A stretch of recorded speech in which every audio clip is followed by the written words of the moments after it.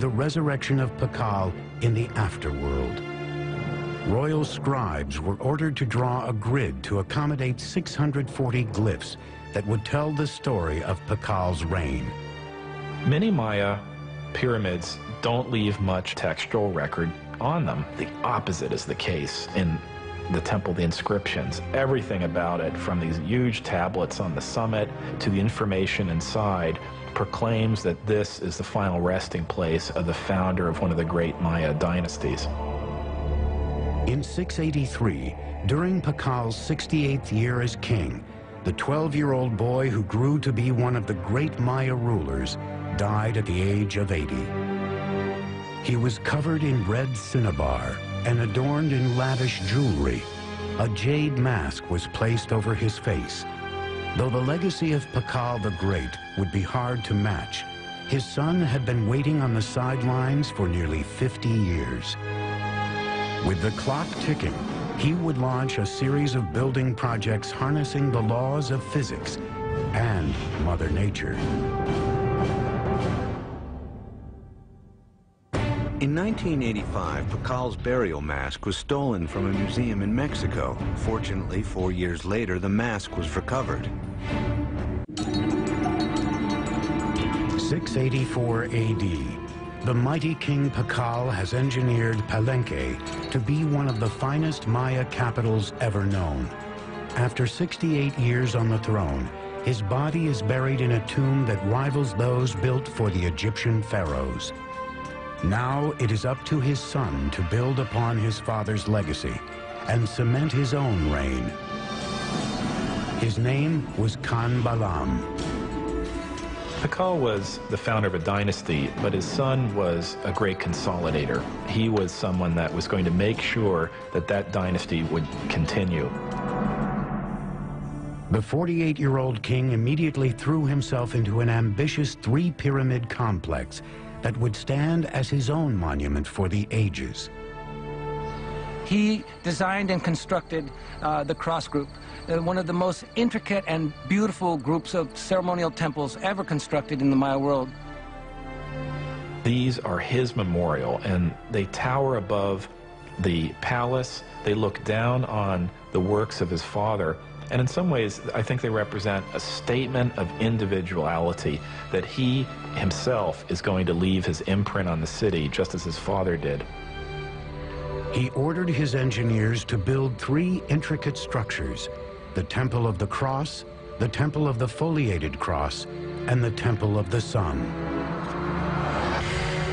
Khan Balam's engineers would take a giant leap forward, using sophisticated geometric calculations unsurpassed anywhere in the world, based on the Mayas' creation of a complete number system.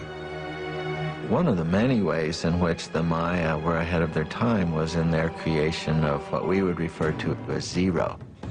With a similar combination of a shell which represented zero or completion, and then a dot, number 1, and then a 5. By just placing them in different positions, they were able to multiply, and reach incredible numbers. The Greeks and Romans were tremendous engineers, theologians, historians, and so forth, but were very limited by their mathematical system because they didn't have a zero. So here you have the irony that they were able to produce great public works, philosophy, and whatnot, but were really pretty lousy mathematicians compared to the Maya. Khan Balam's engineers' advanced mathematical observations may have included the discovery of proportions like the square roots of rectangles and something called the golden mean, a naturally occurring proportion that can be seen in animals, nature, and even the human body as 1 to 1.618. Measure a person from his head to his belly button, and then from his belly button to his feet, you get a proportion very close to 1 to 1.618, the golden mean. Some scholars believe this proportion has been appearing in structures for thousands of years at places like the pyramids of Giza in Egypt and the Parthenon in Greece. Da Vinci's Vitruvian Man is a study of this proportion, and some even say he painted the Mona Lisa using this ratio in her features. With nothing more than some sticks and a cord, Khan Balaam's engineers may have been able to measure the square roots of rectangles. In the Temple of the Cross, these shapes would be used to mark the two main piers of the facade, the width of the medial doorway and the interior walls. The golden ratio can be seen in the rear chambers and the base of the structure, with the side wall as 1 and the back wall as 1.618. By using repeated squares and natural proportions in the Temple of the Cross, a beautifully calculated floor plan took shape, full of geometry, mythological history, and a king's own legacy. But not all engineering in Palenque was done with an eye on the afterlife.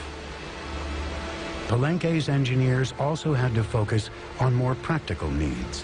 One of the names of Palenque is La Camha, which means place of great waters. We have 4 rivers running through Palenque year-round. We have dozens of springs. We have water everywhere. These riches came with challenges. Palenque was surrounded by steep hills, natural springs and creeks that carved their way through the base of the site, leaving only bits and pieces of flat, water-free land for building. Unlike most Maya cities, the problem facing Palenque wasn't how to store water for the dry season, it was how to deal with an overabundance of water. As you can see, everything is green here, it rains every day. So to meet this challenge, the city planners devised a unique way of diverting the pre-existing streams by building subterranean aqueducts that would channel the water underground, thus saving more land on top for cultivation. These tunnels were lined with limestone and they were covered with our old friend from Egypt and Greece, the corbelled vault. Series of protruding stones, one on top of the other, formed sort of an arch overhead. Now these ceilings were so sturdy, they could support the massive weight of Palenque's giant plazas overhead. So the people were walking along with the water rushing underneath them, being diverted away from the city, just like it is where I live today in New York City. What's even more impressive is that there are signs that Maya engineers may have figured out a way to create water pressure. They built water tunnels that ran through the rugged terrain into the city, often directed uphill. As they got closer to the main structures, the pipes got incrementally smaller. Like Roman fountains, the water pressure gained momentum as it coursed through increasingly narrower tunnels, eventually allowing for running water throughout Palenque's buildings. We have beautiful systems of sweat baths and swimming pools and aqueduct. In its day, it would have rivaled any of the Roman aqueduct systems.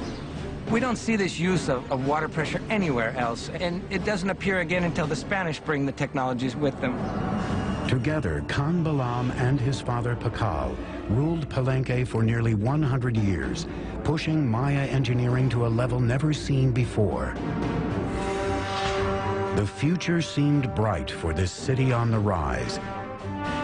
But its years of glory are about to come to a sudden end. Something is happening in the Maya world that will cause the classic city-states to implode.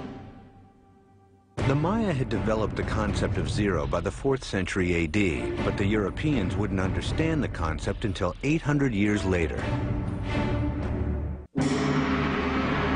By the 8th century, Palenque, Tikal, and the other kingdoms of the Maya world were expanding across the continent.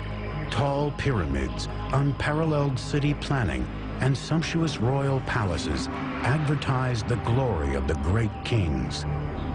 Then, suddenly, these cities began to unravel, one after another.